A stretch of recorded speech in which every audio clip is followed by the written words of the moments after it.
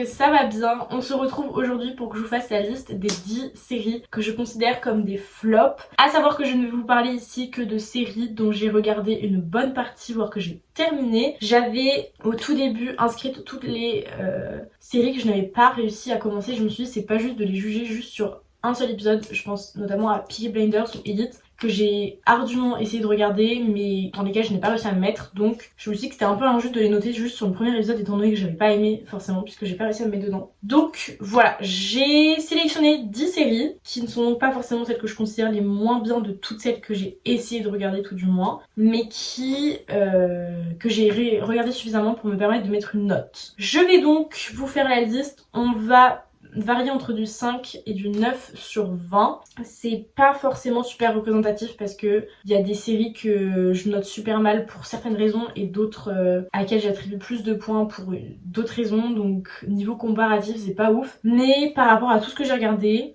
peut-être que c'est par rapport à certains genres ou certains acteurs ou certains personnages, je sais pas trop comment expliquer le fait qu'elles se retrouvent ici. Pour certaines je vais probablement réussir à me justifier mieux que d'autres, mais voilà, je vous laisse donc avec la suite de cette vidéo.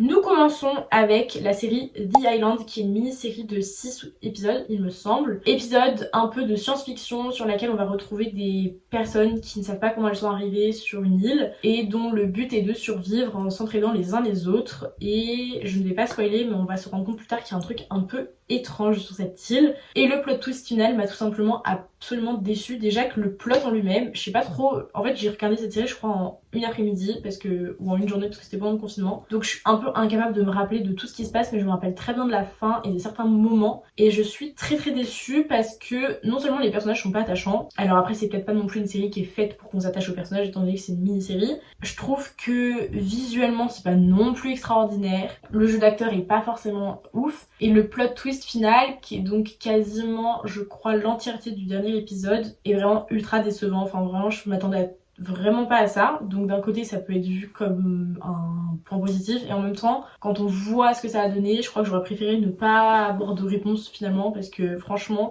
si j'avais pu m'éviter de passer une après-midi entière devant cette série, je l'aurais bien fait avec plaisir, et malheureusement ça n'est pas arrivé. Donc j'avais mis 5 sur 20 à cette série, et celle qui suit c'est Boo Beach avec 6 sur 20. J'ai regardé cette série parce qu'il y avait l'actrice de Lara Jean Sonkovi dans Un garçon que j'ai aimé qui s'appelle Lana Condor. Et ça avait l'air fun. Et en fait, c'est un peu déjà, pour moi, je pense, une série qui est qui est destinée à des personnes plus jeunes, genre du 10-13 ans.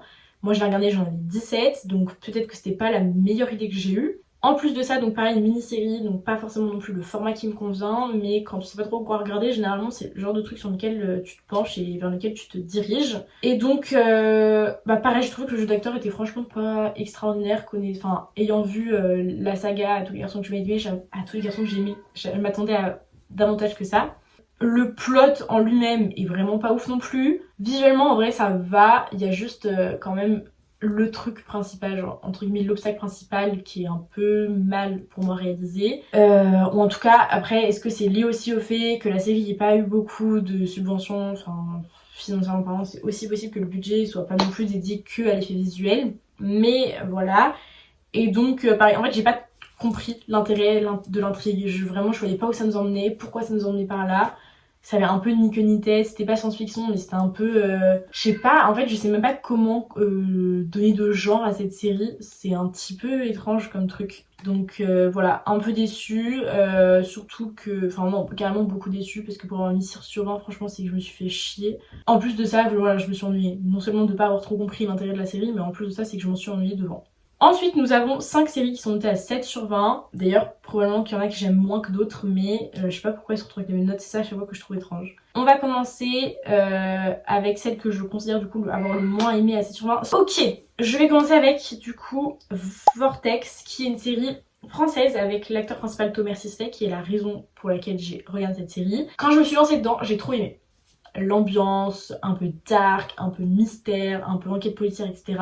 J'étais trop à fond dedans, je l'ai commencé dans le train, donc pour moi c'est vraiment le meilleur endroit pour commencer une série. Si tu accroches pas à une série dans un train, c'est que tu accrocheras jamais à la série. En plus de ça, le jeu d'acteur était franchement pas dégueu. Mais, encore une fois, la fin de la mini... Alors, c'est une mini-série encore une fois, donc vraiment je pense qu'il y a vraiment un truc très récurrent avec ça. Nul. Vraiment, la fin, j'ai pas compris, c'était trop what the fuck, trop fallait faire fonctionner son cerveau, etc. Pour comprendre pourquoi c'est terminé comme ça.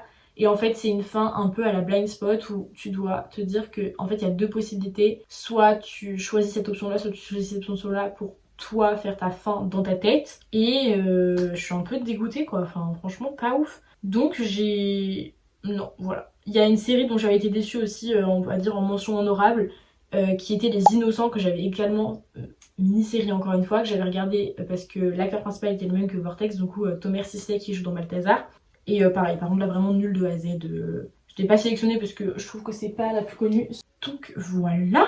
Ensuite nous allons arriver avec You. Alors là je sais, j'ai un énorme populaire opinion, tout le monde aime cette série, c'est grave, allez vous faire soigner parce que déjà le sujet est un peu creepy, le personnage est creepy, la meuf du perso est creepy, tout est creepy ici. Alors c'est aussi un peu l'ambiance et le but de la série, donc faut pas non plus que je dénigre ça complètement, mais je suis mal à l'aise quand je regarde cette série. Étant donné que j'avais découvert le personnage principal, enfin l'acteur du personnage principal dans Gossip Girl avant, j'avais trop du mal à assimiler les deux persos, enfin l'acteur et le perso, qui est donc Penn Bagley.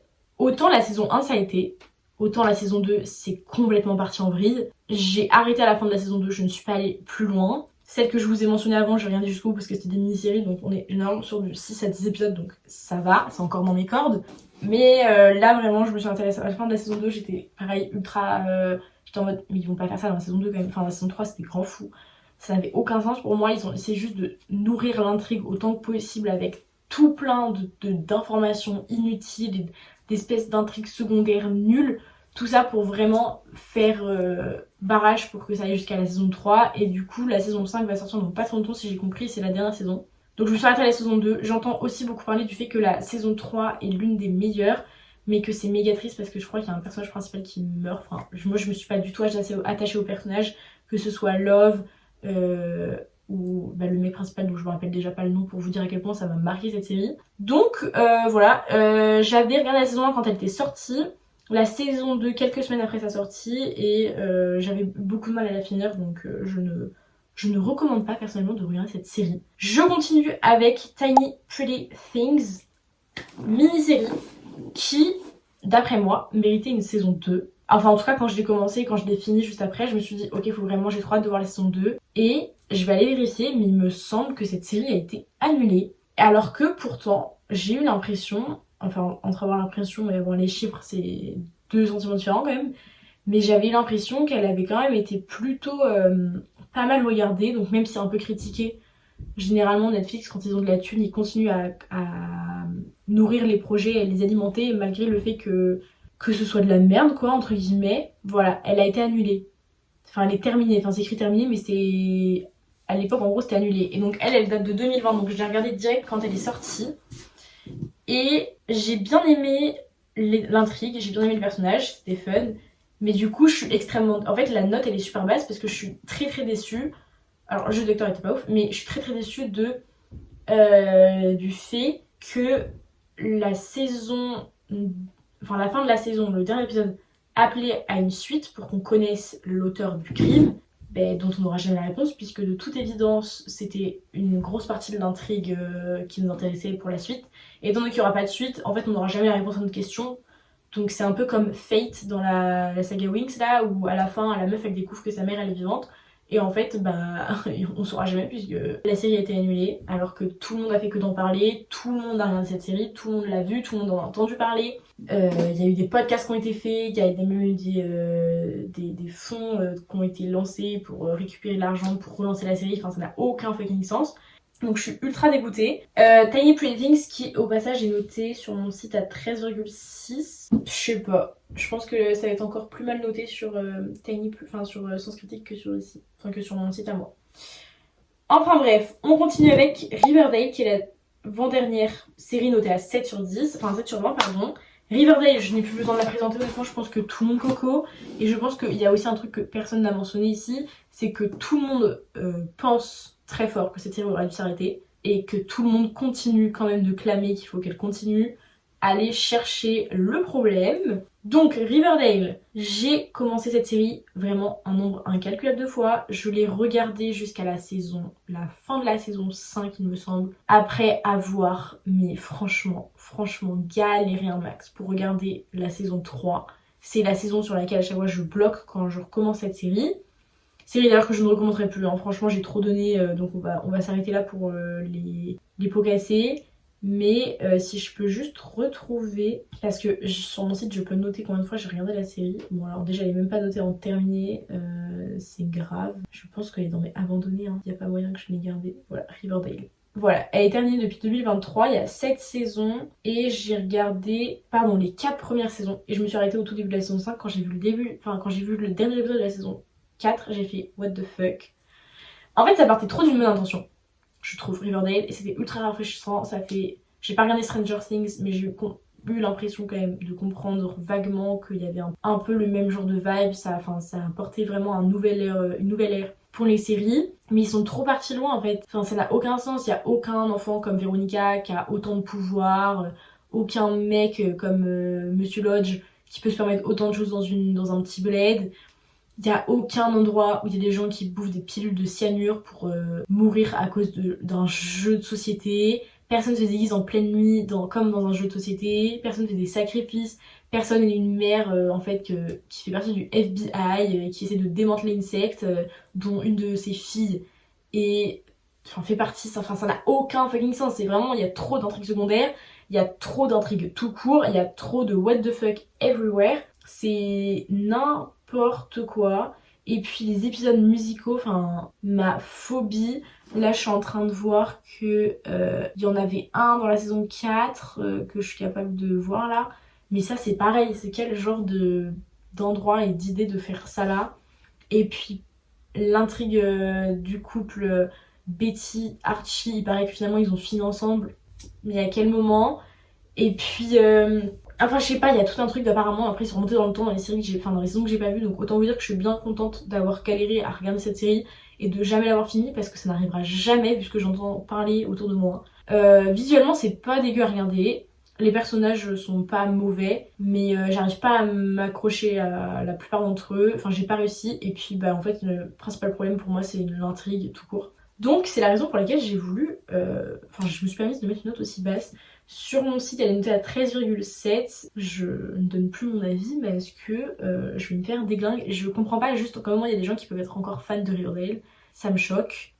Je peux pas parler pour d'autres séries comme Elite dont les sujets et les avis sont très controversés. Mais pour Riverdale je peux me permettre vu ce que j'en ai vu. On termine cette note à 7/20 avec la série Insatiable, qui est une série composée de 2 saisons dont l'actrice principale est Debbie Ryan. Saison 1 plutôt sympa jusqu'au cliffhanger de la fin qui a absolument un plot twist complètement vraiment mal placé, ça n'a rien à faire là. Jamais l'intrigue aurait dû intégrer ça. Et puis l'intrigue secondaire des couples des parents, ça c'est pareil, ça m'a choquée. Même si j'ai trop aimé le fait qu'on parle de entre guillemets de body positive et d'acceptation de son corps et tout, malgré le fait quand même qu'on rentre dans un monde horrible. Et en même temps ça c'était bien aussi je trouve de mettre en avant ce truc des concours de beauté qui est absolument infâme. Tout le monde se fait juger pour rien et tu vois bien que tout le monde est prêt à tout et généralement c'est les parents plus que les enfants qui sont investis dans ce genre de truc.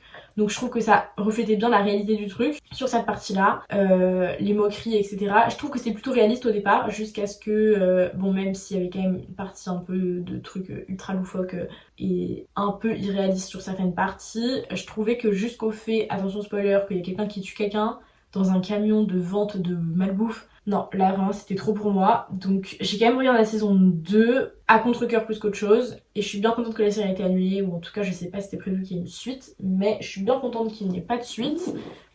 Il fallait que ça s'arrête, c'était vraiment dommage que la saison 2 soit sortie. En fait, ils auraient dû soit arrêter à la fin de la saison 1 avec une fin différente, soit relever le niveau avec la saison 2, faire un truc de cette intrigue un peu mieux. Et ils ont voulu un peu faire une série comique, j'ai l'impression, sur la partie 2 de la série, qui pour moi n'avait pas sa place. Ils auraient pas dû prendre ce tournant là, pour moi ils auraient dû être sur un truc beaucoup plus sérieux et plus impactant et plus réfléchi etc. Et un truc plutôt de morale plutôt que un truc ultra comique sur le fait de tuer quelqu'un, je sais pas, il y a un moment bref.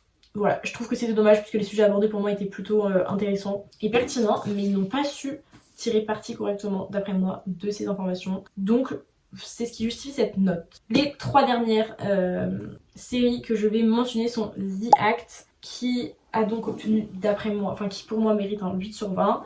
The Act qui reprend donc encore sur la forme d'une mini-série l'histoire d'une meuf dont j'ai plus le nom, dont le nom s'affiche là parce que je n'ai plus, dont la maman a fait croire à cet enfant qu'elle était malade, qu'elle avait un cancer, qu'elle avait plein de maladies différentes. Et le jour où cette jeune fille va s'en rendre compte, elle s'appelle Gypsy, voilà. Le jour où cette jeune fille va s'en rendre compte, elle va essayer de retourner ça et s'inspirer d'une histoire vraie. D'ailleurs, il y a deux JVDD de Sa Giovanna que je vous mets dans la fiche là maintenant tout de suite, qui explique ce drama et cette histoire bien mieux que moi. Et j'ai trouvé que le jeu d'acteur était très bon. Vraiment, j'ai flippé sa mère dans la série. J'ai pas réussi à la fin tellement ça me fait peur et tellement j'ai pas trop accroché aussi non plus. Mais vraiment, je vous jure, j'étais trop dans le mal quand je regardais la série. Ça me mettait. Vraiment, j'avais peur qu'il lui arrive un truc à chaque fois à la jeune fille, alors que au tout début, on sait que la maman elle va être retrouvée morte puisque c'est comme ça que commence le premier épisode. Et j'étais trop mal à l'aise devant la série. Vraiment, c'était horrible. Et puis voir Joey King dans cet état-là, ça me. Waouh, c'était dur à regarder, je trouve. Donc, j'étais trop mal à l'aise. Et ce qui m'a poussé à mettre cette note là, c'est vraiment le fait que j'ai pas accroché. C'est pas très justifié en fait, 8 sur 20. Enfin si, parce que en vrai de vrai, je trouve que c'est quand même vachement étalé. Enfin pour une mini-série de, je crois, 8 épisodes, j'en ai regardé 6 il me semble, je trouve que c'est trop en longueur. Genre vraiment, on sait que ça va arriver, donc juste make it happen. Tu vois, parce qu'il y a un moment, quand ça dure 8 épisodes et que t'es là et que t'attends juste que ça se passe, que la meuf elle tue sa mère et tout, bah fais-le quoi, parce que Voilà, alors est-ce que c'est parce que j'ai pas aimé ou parce que vraiment je trouve ça trop long, je sais pas. Je me pose des questions. Bah peut-être que en fait ça m'était pas un 8 sur 20, mais c'est comme ça que je l'ai vu. Je sais pas comment on est noté sur Seriebox, je vais regarder ça tout de suite. Je suis méga fatiguée, j'ai envie d'aller au sport. Non, j'ai pas envie, faut que j'y aille, c'est pas la même chose. Voilà, 8 épisodes, j'en ai regardé 4. Donc, voilà. Et nous arrivons aux deux notés à 9 sur 20 qui sont Anne with an E et l'autre dont je vous parlerai juste après. Anne with an E, j'en ai beaucoup entendu parler. J'en ai beaucoup attendu et j'ai été très déçue. Alors, la première chose, c'est que je pensais que c'était une mini-série. Et en fait, non. C'était une série de 3 saisons avec vraiment 20 épisodes par saison, donc ça m'a pris du temps, plus de temps que j'avais anticipé. Donc je pense que déjà il y a eu ça qui a justifié un peu cette note. En plus de ça, alors visuellement je trouve ça très beau. Enfin, je trouve que c'est plutôt très représentatif de la société d'époque, au niveau de l'intrigue, au niveau des personnages, des costumes, des décors, etc. Je trouve que c'est plutôt représentatif. Pareil pour le langage, puisque je l'ai regardé en anglais. Mais j'ai trouvé ça lent comme série, vraiment. Et moi j'aime bien les séries où il se passe des trucs vraiment qui font bouger les choses, qui font grandir les personnages très vite. Et là, mis à part le cadre scolaire et familial, je trouve que la relation entre Anne et Gilbert, on attend 3 saisons pour un pauvre baiser qui est franchement, d'après moi, pas non plus phénoménal. Enfin, c'est pas non plus le baiser de N'oublie jamais, donc voilà. Et puis, je trouve que l'enfant, du coup, le perso principal, Anne, elle est chiante à mourir, vraiment, elle me saoule. Même si le côté féministe pour moi est super intéressant et bien développé, j'aime juste pas comment c'est fait en fait. J'en ai marre, c'est vraiment une gamine, elle grandit pas. Je trouve que le personnage il évolue pas tant que ça. Je préfère ses potes d'ailleurs au personnage principal. J'aime bien Gilbert par contre, mais j'ai pas trop accroché. En revanche, j'ai bien aimé ses parents adoptifs que je trouve plutôt intéressants et qui eux par contre grandissent plutôt bien et s'acclimatent plutôt pas mal avec l'enfant. Alors à la base il devait avoir un garçon pour les aller à la ferme. Donc voilà. Et je clôture cette vidéo avec la Casa de Papel. Casa de Papel, donc j'ai regardé la saison 1 en entier. J'ai commencé la saison 2, j'ai fait no way, jamais de la vie déjà. Comment dire Le jeu d'acteur, rien à dire. Très bien, voilà, bon, éventuellement peut-être le doublage qui m'a dérangé, mais ça, ils sont pour rien. L'histoire d'amour entre Rio et Tokyo, je l'ai kiffé. Il y a des personnages que j'ai moins appréciés que d'autres, mais ça à la limite, c'est pas très étonnant. Je trouve quand même qu'il y a un truc qui est pas mal dans cette série, c'est le parallèle entre la préparation et l'exécution. Je trouve que c'est plutôt pas mal fait, mais c'est trop what the fuck encore une fois. Alors je pense qu'il y a vraiment une part de moi qui regarde des séries plutôt populaires plus que ce qui pourrait potentiellement m'intéresser initialement. À savoir que j'ai regardé la Casa de Papel quand elle est sortie parce que tout le monde en parlait et parce que j'avais Netflix à cette époque là. j'aurais peut-être pas identifié, peut-être que je me serais jamais penchée sur la question et que j'aurais pas regardé cette série. Mais quand la saison 2 elle est sortie, vraiment je me suis dit cool, ils vont faire un truc sympa avec comment c'est terminé, là ils peuvent faire ça, etc. Je trouve que le début de la saison 2, vraiment les 20 premières minutes est fun. Ça me fait plus rire qu'autre chose. Mais le fait qu'ils remettent à nouveau le couvert sur un bâtiment différent pour le même but alors qu'il s'est déjà pété de thunes, j'ai pas trop vu l'intérêt. Et puis il y avait du coup les intrigues secondaires, des liens entre les personnages et entre un des mecs de la banque. C'était un peu chelou, je trouvais ça un peu malsain, un peu pervers des fois aussi. C'était trop bizarre, je me sentais pas très à l'aise des fois quand je regardais la série. Et en ce qui concerne les décors, etc., bon bah rien d'extraordinaire puisque vraiment ça se passe quasiment toujours au même endroit. Je trouve que l'acteur du professeur, enfin le perso du professeur est super intriguant. Il y a pas de série sur lui, je crois qu'il y a une série par contre sur Berlin, si je me trompe pas, qui s'appelle Berlin. Mais voilà, donc je sais qu'il y a pas quelques personnages que j'aimais bien qui meurent dans la suite de la série. Je sais pas trop combien il y a d'ailleurs de saisons avec cette série, mais ça s'affiche là. Et je lui ai mis 9 sur mon site de streaming, je sais pas combien elle récolte. 16,3. Bon, c'est plus que ce à quoi je m'attendais. Mais par contre, il doit y avoir pas mal d'épisodes dans la dernière saison. Ah non, que 10. Ok. Fair enough. Ok, ben écoutez, je savais même pas qu'il y avait des mid-season finals, je m'en étais même pas rendu compte pour vous dire à quel point ça m'a marqué. Truc un peu loufoque, l'actrice de Tokyo, je l'avais découverte dans Physico-Chimie parce que j'ai repris Physico-Chimie, une série que je voyais à la télé de temps en temps, et je l'ai vue, je l'ai commencé pour de vrai l'année dernière, et je me suis rendu compte que c'était la même actrice qui jouait Roux et dans Tokyo dans la Casa des Papel. Donc j'étais un peu choc-barre, ça m'a fait un peu rire. Mais voilà, c'est pas une série que je recommande du coup. Enfin, avec la note qu'elle a par rapport à celle que je vous ai citée tout à l'heure, franchement elle s'en sort pas trop mal. Mais moi franchement je la recommanderais pas à quelqu'un. Peut-être qu'il faut que j'arrête de regarder vraiment des séries dont les plots ne m'intéressent pas initialement. C'est voilà, potentiellement. Je vous mets une liste de mentions honorables des séries que je n'ai pas mises parce que justement j'avais pas assez regardé, pour que vous vous rendiez un petit peu compte du genre de trucs que ça implique, enfin de type de série que ça implique. Et puis je vous laisse ici puisque cette vidéo touche à sa fin, j'ai déjà bien parlé. On se retrouve la semaine prochaine pour une nouvelle vidéo, puis j'espère bien évidemment que cette vidéo là vous aura plu. Salut!